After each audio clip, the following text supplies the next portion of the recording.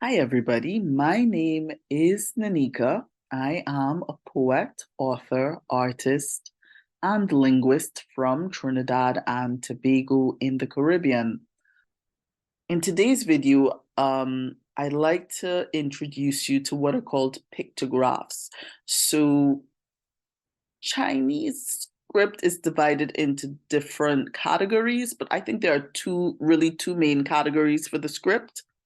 Feel free to correct me if I'm wrong, but some characters are pictographs and some characters are ideographs. I think that's really you could break that down into subcategories, but the main distinction I think would be between pictographs and ideographs.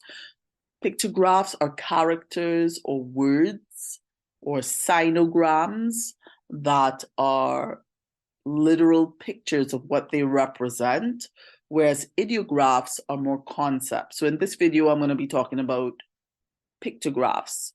So for example, the word for mountain, which you can see here, looks very much like a mountain. And I know sometimes people may say, but it doesn't look exactly like what it's supposed to represent. Yes, I know, but think of it like an icon, right?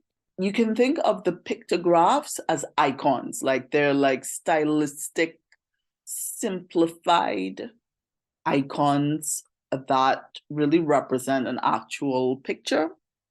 So, for example, here you can see the pictograph for the word mountain.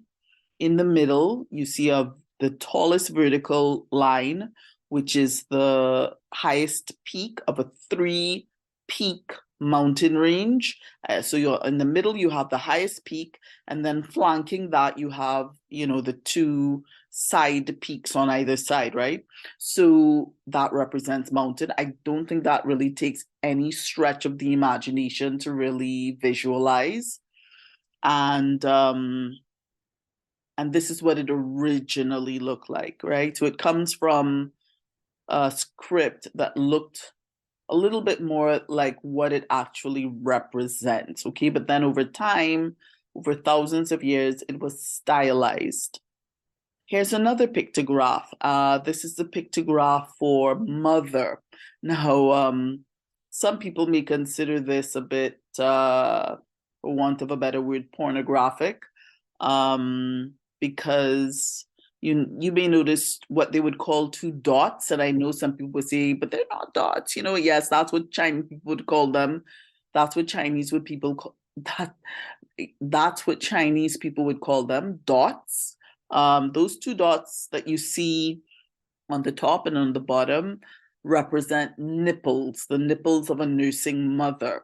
So it kind of speaks to the very layered quality of Chinese script, because not only is it defining a mother as somebody who physically, is biologically designed in a particular way, but it's also speaking to the nurturing traits of a mother.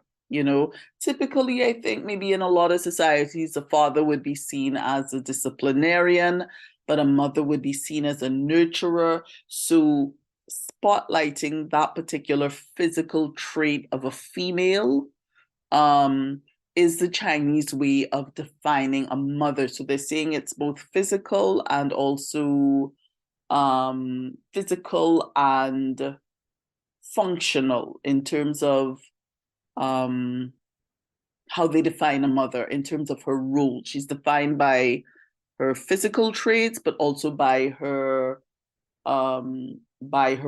parenting role, so her parental role. So that's a Chinese definition of what a mother is.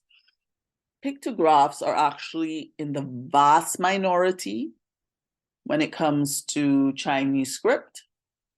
So you're going to find a lot more ideographs than you would pictographs. But okay, so this is a really good example of a pictograph.